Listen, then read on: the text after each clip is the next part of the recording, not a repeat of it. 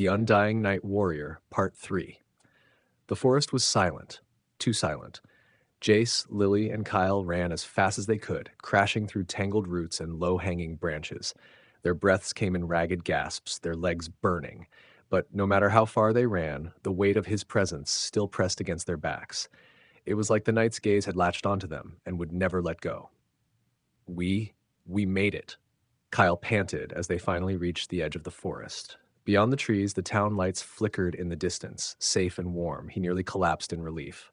Holy crap, I thought. Clang. The sound rang through the trees like a death knell. Jace froze. Slowly, he turned. In the darkness of the forest, just beyond the last row of trees, a faint green glow pulsed. It was him. But that wasn't possible.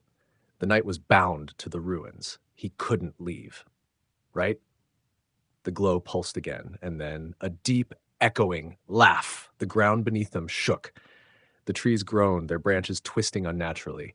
The very air around them seemed to rot, the smell of burning metal and old blood filling their lungs. Lily grabbed Jace's arm. "Tell me you hear that," Kyle whimpered. "I hear it, I hear it, I hear it." Then the voices started, the whispers. "You should have died in the ruins. He will find you.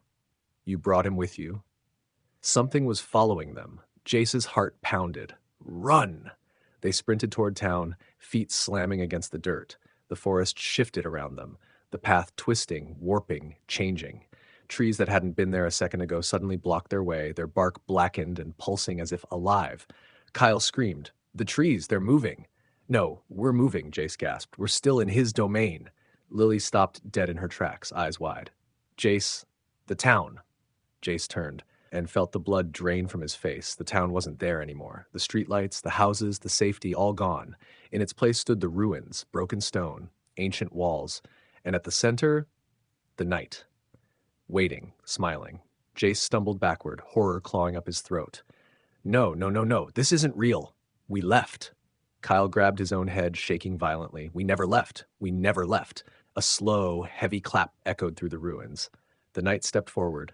His armor no longer rusted, now it gleamed like freshly polished bone. The sickly green glow in his eyes poured from beneath his helmet like mist creeping from a tomb. "Foolish," he said, his voice deeper, heavier, filled with many voices.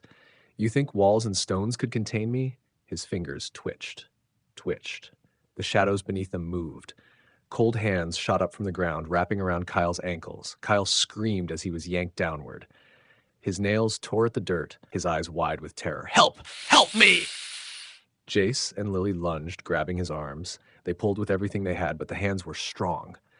Cold, rotting fingers clawed at Kyle's legs, dragging him deeper, pulling him into the darkness itself.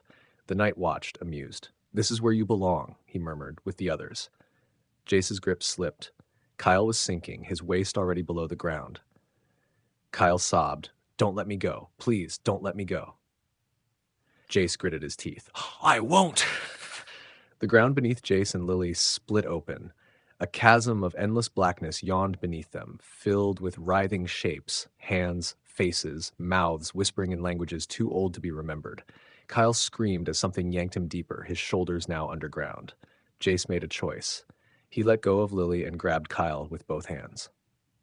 "Pull!" Jace roared. Lily grabbed Jace's waist, planting her feet against the trembling ground. Kyle shrieked as a final, inhuman hand burst from the chasm, clawing at his chest, but then Jace wrenched him free. The three of them collapsed onto the ground, gasping. The chasm beneath them snapped shut. Silence. Then the knight moved. He raised his sword. The ground cracked beneath his feet, shadows writhing like snakes. Jace forced himself up. "We're not escaping this, are we?" Lily shook her head. Kyle just sobbed. The knight took another step, his massive sword gleaming in the eerie green glow. "No," he agreed. "You are not." He lifted his blade. "Perkery." And then a bell tolled. Low and distant, but powerful. The knight froze. His head snapped toward the sound. The shadows recoiled. The ground steadied. Another toll. Then another. The knight snarled, his form flickering. The glow in his eyes dimmed. "No," he growled. "Not yet! Not yet!" The green light in his body flared, and then in an instant, he was gone. The ruins shattered, the trees vanished, and Jace, Lily, and Kyle were back in the real world. They collapsed onto the road outside town, the streetlights flickering above them, the sound of cars, distant voices. They had escaped, but Jace knew the truth. It wasn't over. The night hadn't let them go. Something had interfered, and whatever it was, it had just put them in even greater danger. To be continued.